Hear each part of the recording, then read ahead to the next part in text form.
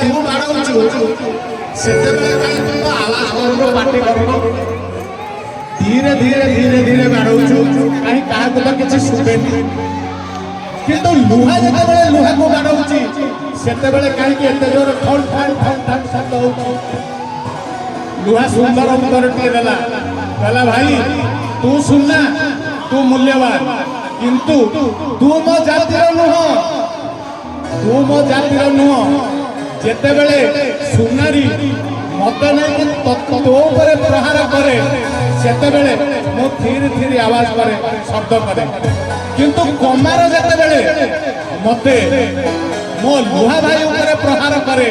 ସେତେବେଳେ ଠନ୍ ଠନ୍ ଠନ୍ ଠନ୍ କାହିଁକି ମୋ ଭାଇକି ମୁଁ ବାଡ଼ଉଛି ମତେ ଭାରି ବାଧୁଛି ସେତେବେଳେ ହୃଦୟ ତରଳୁଛି କାନ୍ଦୁଛି ନିଆଁରେ ପଡୁଛି ସବୁ କରୁଛି କିନ୍ତୁ ମାଡ଼ ଖାଉଛି ସିଏ କାନ୍ଦୁଛି ଯିଏ ମାଡ଼ ଖାଉଛି ଆଉ ମୁଁ ବାଡ଼ଉଛି ମୁଁ ବି କାନ୍ଦୁଛି ଆବାଜଟା ସେଇଥିପାଇଁ ସମସ୍ତଙ୍କ ପାଖରେ ପହଞ୍ଚୁଛି ସୁନା ଆଉ ଲୁହାର ସମ୍ପର୍କ ହଉଛି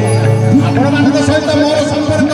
ଆପଣମାନେ ମୋର ଭାଇ ଆପଣମାନେ ମୋର ମା ଆପଣମାନେ ମୋର ଜାୟା ଆପଣମାନେ ସମସ୍ତେ ହଉଛନ୍ତି ସେଇ ଜଗନ୍ନାଥଙ୍କ ପାଖରେ ଆମେ ସମସ୍ତେ ତାଙ୍କରି ପାଖରେ ଆମେ ପହଞ୍ଚିଯିବା ଏବଂ ଆପଣମାନଙ୍କ ପାଇଁ ସେଇ ନିବେଦନ ରଖିବା ଜାୟା ଜନନୀ ଭଗିନୀ।